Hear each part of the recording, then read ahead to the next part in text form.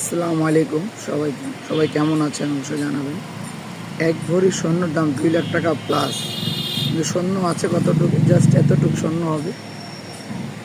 আর এই 2 লাখ টাকা থেকে আর 1 লাখ টাকা যদি অ্যাড করা যায়, ইনশাআল্লাহ জামাই বউ দুইজন মিলে আমরা হজ করা সম্ভব দুইজনের। আর যদি আর কারোর কাছে 6-7 লাখ টাকা যদি রয়েছে, তাদেরকে দরকার ফুল ফ্যামিলি নিয়ে উমরা হজ করে নেওয়া দরকার।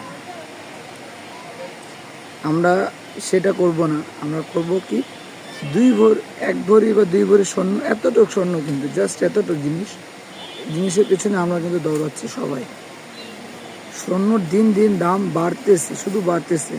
এমন কি আছে যে এত দাম বাড়তেছে? দাম বাড়ে, ঠিক আছে, কই ছিল 47,000 টাকা, অনলি 47,000 টাকা ভরি ছিল। এটা এখন দাঁড়িয়েছে কত? 2,09,000 টাকা পর্যন্ত স্বর্ণ দাঁড়িয়েছে।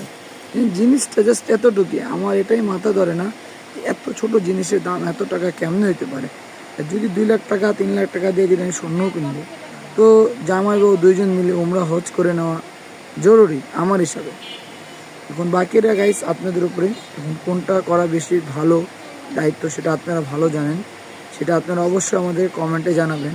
উমরা হজ করা জরুরি নাকি এতটুক স্বর্ণ 2 লাখ টাকাতে কেনা জরুরি, সেটা আপনাদের উপরে, সেটা আপনারা জানাবেন অবশ্যই। আজকে ভিডিও এই পর্যন্ত। আসসালামু আলাইকুম, সবাই ভালো থাকবেন।